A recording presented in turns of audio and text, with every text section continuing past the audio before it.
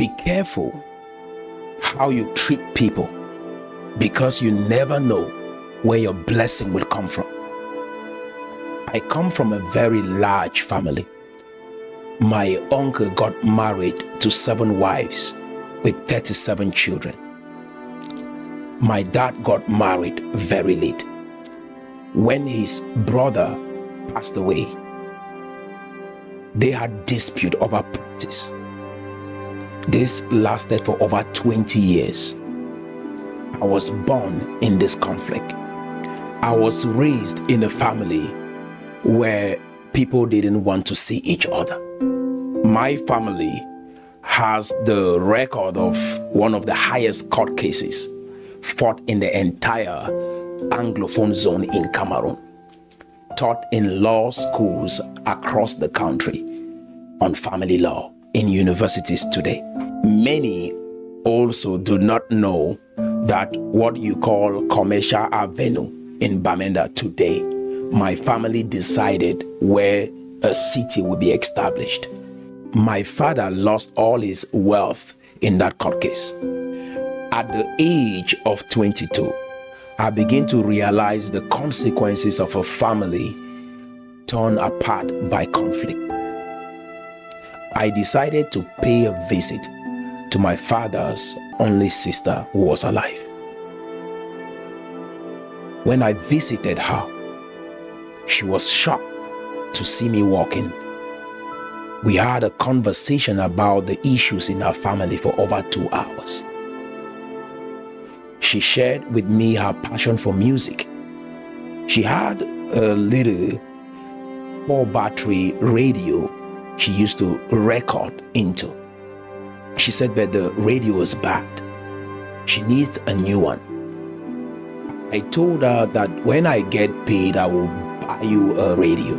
She thanked me for the thought, but she said, you don't have to bother. How much does a new radio cost? She asked. I said, maybe 6,500. She said, okay. Walked into her room, came out with 10,000 francs. She said, go buy me a radio. I took that 10,000. I went out and I found a cheaper radio that can do the job for 4,500 francs. I bought that radio. When I returned, I told her that, Mom, I thought this radio would cost 6,500. But when I went out there, I found a better deal. So I bought this one for 4,500 and it can do the job. She was amazed. I could see joy in her eyes because I was honest that we got a better deal for that radio. She gave me the 2,000. I said no. She insisted. I said, no, Mom. You are barely struggling to walk. You need this money. We became friends. Months went by. The children abroad wanted to build a house for their mother. She told them, if there is anyone that will manage that project, it will be Roland. And the daughter asked, who is Roland? The son of your brother you are barely in good terms with.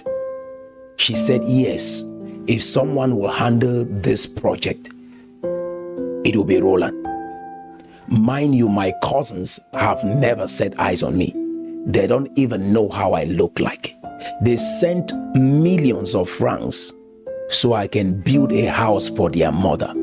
I took that project like it was mine. From the foundation of that building to handing over the keys, I managed that project as if it were my house.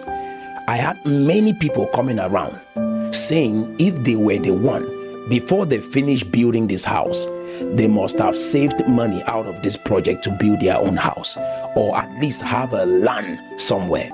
People gave me all sorts of advice to mismanage that project. I remain true to who I am.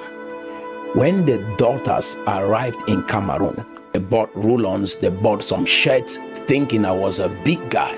None of those shirts could size me. Some people told me I would have collected that money and disappeared because my cousins don't even know how I look. I locked up more than 5 people who stole materials from that construction site, including one of my cousins. I never disclosed this to my cousins abroad. I managed the project as if it was mine. When the project was almost finished, I got a taxi and took my aunt to the construction site. She was dancing around that building. I could see tears of joy running down her face, that finally she's going to have her own house. My aunt passed away before that project was completed. But the little time I spent with her and what we shared together made me to understand, do not let your parents' enemies become your enemies. They might just have a temporal misunderstanding, and your approach might be different, and yet you want to tag yourself to your parents' enemies. There are amazing people out there, and some of them are connected to your destiny. When I had the opportunity to travel abroad, my father sold a piece of land, yet it was not enough. When I called my cousin, they paid my flight. When I arrived America, I had a place to stay because of a relationship that I established. I was willing to cross on the other side. That one act of honesty, where she gave me 10,000 to buy a radio worth 6,500, and I found a better deal for 4,500 and returned the change, changed everything for me. If you live a life of dishonesty, where you screw everyone up that comes your way, tomorrow you will say there are no opportunities. People don't like to help, but God will always send someone your way. And today, it might not be your immediate parent. It might be a friend. You don't know who God has placed on your path to be your destiny helper. And be careful the way you treat people.